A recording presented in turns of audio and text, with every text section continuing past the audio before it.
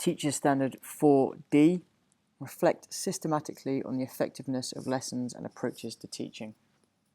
So I've got here a lesson plan which I did on Australia. So the title was, Did Australia Provide the Perfect Prison for British Criminals? So the starter here was, which picture or pictures are the odd ones out? And I taught this lesson originally to 8R, which are a top set class. So I didn't give them any clues. I just let them have a look at this. The idea being they're actually all related to the theme of the lesson, so there is actually no odd one out. The reason I wanted to do this is because as a top set class, I thought this would generate more discussion and get them thinking, and hopefully after sort of 4 or 5 minutes they come up with the idea and the answer that they're all related to the theme of the lesson. So this was the starter activity, and then later on they had a task which was to look at this picture and then link it back to one of the key words. One of the key words, as you can see here, is chain gang, which is where the prisoners were tied together. So I didn't give them any clues, I just wanted them to think by looking at that picture how that might have linked back to the key words. And then later on I gave them a fact sheet on the Aboriginals, and I wanted them just to read through it and highlight any key facts that they might have come across within that piece of text, basically. Now, I taught this lesson and I was observed by Henry, who's the head of history, and he knew that I had an 8G class later on, and he said to me that it might be worth, as 8G has slightly lower ability, to make a few subtle changes to the lesson just to kind of help them out, but obviously keep it fairly similar in order to challenge them and push them to see what they come up with. So with that in mind, here is the same starter. Which picture or pictures are the odd ones out? And then I put underneath, think about the theme here.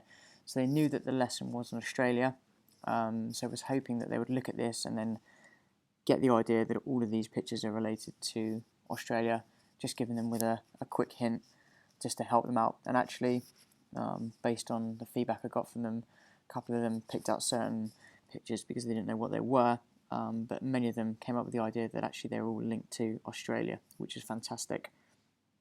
Again here with the task, I said here, what is the image showing? Think back to the keywords. So with 8R, I didn't give them any hints, but with 8G, I put, what is this image showing? Think back to the keywords. So many of them could look back at the keywords that they'd done earlier, just to kind of think back and see how it related. And again, this worked really well because it gave them a subtle hint, they could have a look back and then come up with the answer, and it just gave them the confidence that they knew what they were doing. And then finally here on the fact sheet, the Aboriginals, so they were going to use this information, and I actually highlighted in red some of the key information, and then what I did was I got the pupils to read it out, and then I said, when you're reading it out, highlight the bits that are in red, and then you can use these later in the lesson when you're looking at doing a mind map, which was here. So basically taking on that feedback from Henry, I was able to slightly amend the lesson plan and make it slightly more accessible for 8G, and it worked really, really well. And here I've got the lesson plan, the feedback sheet. So what I said here, when doing the mind map, I'll give 8G slightly longer to complete this task, as I may need to circulate around the classroom and make sure that pupils are on the right track. I want to focus particularly on Fershta, Fleur, Mariam and Freya, as they can get easily distracted. When I gave the main task, the mind map, to 8R, because it's a top set class, they just got on with it and used all the information. But with 8G, it takes a bit more sort of circulating around the class, make sure they understand what they're doing, because that's often when they get distracted, and make sure that they're sort of focused and stay on track. And I've got here, one of my goals was Teacher Standard 4D, reflects systematically on the effectiveness of lessons and approaches to teaching. And Henry came to watch the last part of that lesson.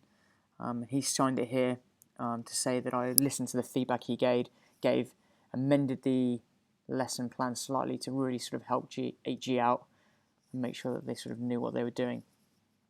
This was actually a really good task for me when I have got 2 classes the same day, because I can actually, even without having Henry there or someone observing, it's very easy for me to go, okay, well, that went really well, or that didn't go so quite well, and I can amend the lesson plan based on that.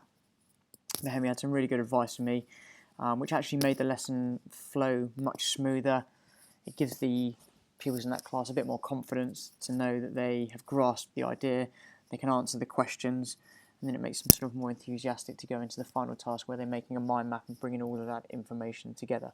So it's clear to see that with Henry's help and sort of reflecting on the lesson myself as well, I was able to take a very challenging lesson for a top set class and then bring those ideas in from middle class and still get the same result where pupils are pushing and striving to do the best they can.